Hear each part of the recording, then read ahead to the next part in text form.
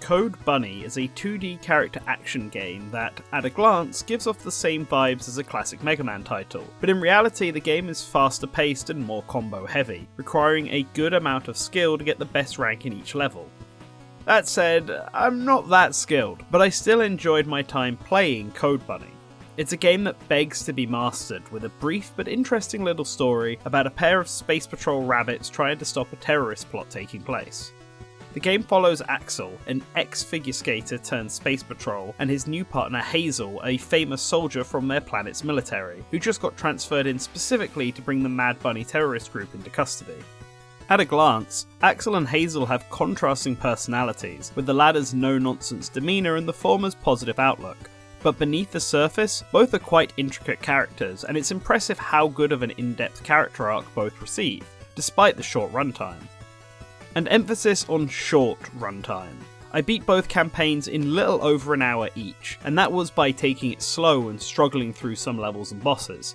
Remove the cutscenes and get closer to the par time of each level, and you're probably looking at a total playtime of just under an hour, for both. Although there are free content updates on the way, including another campaign. But I don't really view this as a negative, as the game screams replayability to get those high ranks and master the two characters' unique movesets.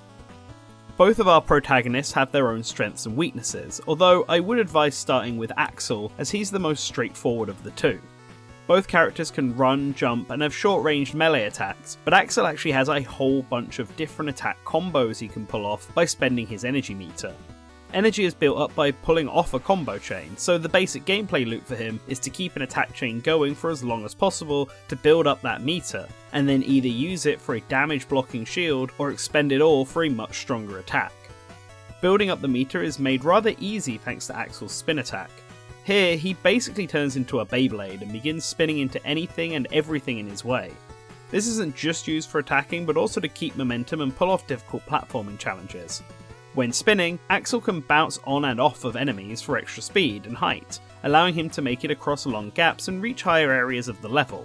This is required for speedrunning, as Code Bunny takes from the classic Sonic level design playbook by having the higher pathways generally be the quickest routes to the goal. Axel can also stomp on enemies and bounce off them for way extra height. Hazel's gameplay is a bit more complicated. She doesn't have as many attacking moves as Axel, and yet I would argue that her gameplay style is the more combat focused of the two. Rather than building up energy with her attack combos, Hazel builds up karma, and karma is a double-edged sword. Literally. When her karma bar is filled up, Hazel goes into this glowing red form where she does significantly more damage with her sword attacks and parries. But if she gets hit even once, she loses all of those buffs and a significant amount of her health, proportional to how much her bar was filled. This can lead to long combat scenarios where you've built up a ton of karma and then get hit just once and immediately drop down to a single hit point. It's tough. There is a way to reduce Hazel's karma to 0 manually though, and that's with her dash attack. Similar to Axel's spin, Hazel also has a momentum-based attack that players will need to master in order to speedrun the game. It's a little more complicated to activate than Axel's spinning, but, in my opinion, a lot easier to master. You simply use RB to throw a knife at the enemy or object, targeting it, and then press LB to dash straight to it and attack. The player can then press jump immediately after to get a double jump, going for further height and distance. Chaining these button presses and making sure you don't miss the knife throw is the key to keeping Hazel's momentum, and I found it a lot easier to keep going than Axel's precision-based bouncing. Rather than saying one character is easier than the other, I would say that Hazel has a tougher time dealing with bosses, and Axel has a harder time with the actual platforming parts of the game. In fact, Axel absolutely demolishes bosses, with some being made laughably easy by his spin-top antics. Both characters go through the same stages and bosses, with one notable exception each, so their differences stand out a lot. That said, I do wish the campaign had a few more differences. Players will want to play through both to fully understand the game's narrative. I was left with questions at the end of Axel's story, and most of them were answered in Hazel's storyline. But it would have been nice to have both campaigns feel like they are happening at the same time. As it stands, the character who you don't choose at the start just vanishes from the plot halfway through with no explanation given, even though both have major stakes in the events taking place. It's just a little odd. There is a lot of potential here in this IP though. Throughout my playtime, I couldn't help but think about where the developers could take the story from here, how the gameplay could be more refined, or how it could work in 3D. The cogs in my brain were ticking, and to me, that's the sign of a good foundation.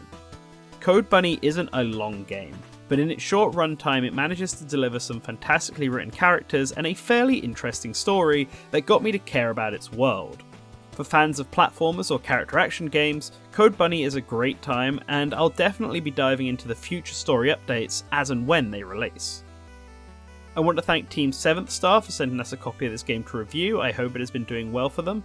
Let me know if this video has made you interested in giving Code Bunny a try in the comments below, or if you've already played it, then let me know your thoughts on the game.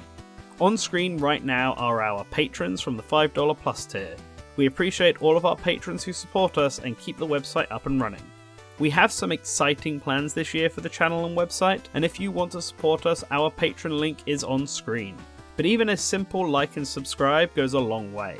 It shows us what content you're interested in seeing and ensures that you always remember to return to the source.